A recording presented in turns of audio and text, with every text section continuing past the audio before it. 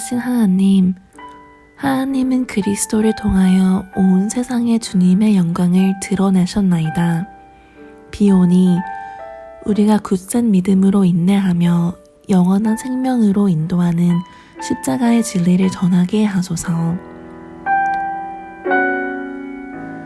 전능하신 하나님, 그리스도께서는 목숨을 바쳐 온 세상을 구원하셨나이다. 비오니 우리가 그리스도를 본받아 이웃을 섬기며 주님의 영광을 드러내게 하소서. 주여 하나님, 주께서는 믿는 사람들을 언제나 보살피시고 지켜주시나이다. 비오니 우리로 하여금 이 땅에 하나님의 정의와 평화가 이루어지기까지 끊임없이 기도하며 살아가게 하소서. 구원의 하나님, 그리스도 안에서 우리에게 새로운 삶의 길을 열어주셨나이다. 비오니 성령의 감화하심으로 우리에게 진실한 마음과 뜻을 주시어 주님을 예배하게 하소서. 예수님의 이름으로 기도합니다. 아멘.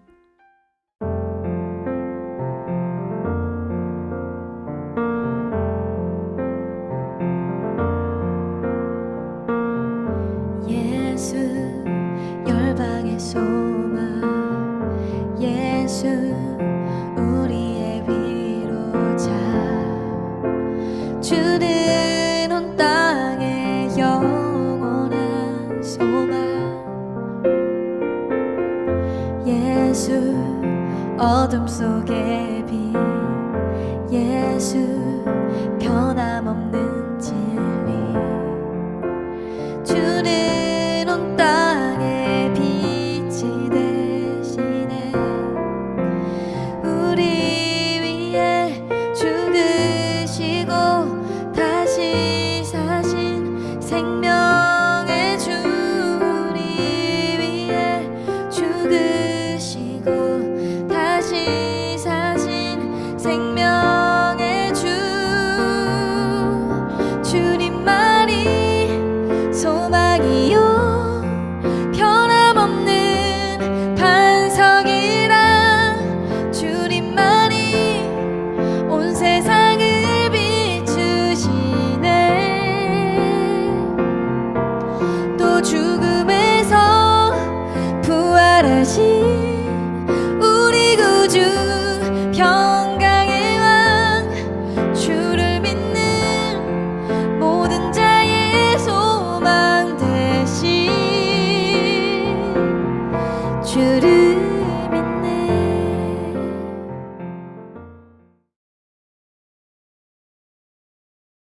지난주 목요일 코콩 예배의 말씀 혹시 기억하십니까?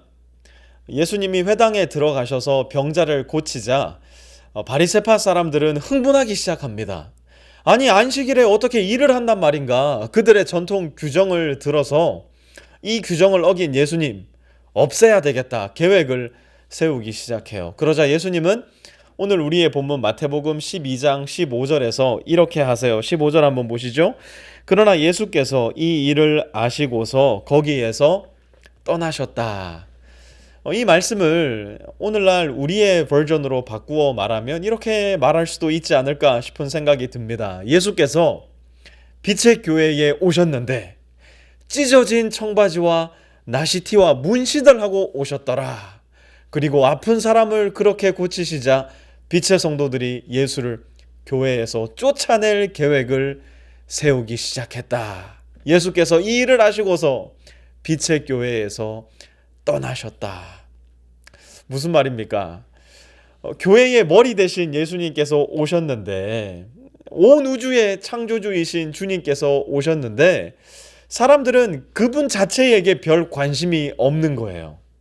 오히려 그분을 둘러싼 환경과 상황, 그분의 옷차림, 더 나아가 그들만의 종교적 전통에 철저히 얽매여 있었던 거예요. 심지어 자기들의 기준에 들어맞지 않는 예수님을 죽이려는 계획까지 세우기 시작했던 것이죠. 그 결과가 무엇입니까? 마태복음 12장 15절 다시 한번 보세요. 예수께서 거기에서 떠나셨다.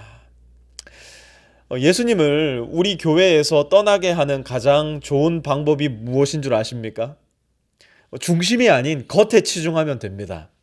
본질이 아닌 현상에 우리의 관심을 기울이면 됩니다. 마음이 아닌 글에 치중하면 예수님은 틀림없이 우리 교회 떠나시고 말 거예요. 우리는 이런저런 일을 할 때 항상 이런 식으로 해왔는데요. 예, 그런 식으로 하셔도 되고요. 또 이런 식으로 하셔도 됩니다.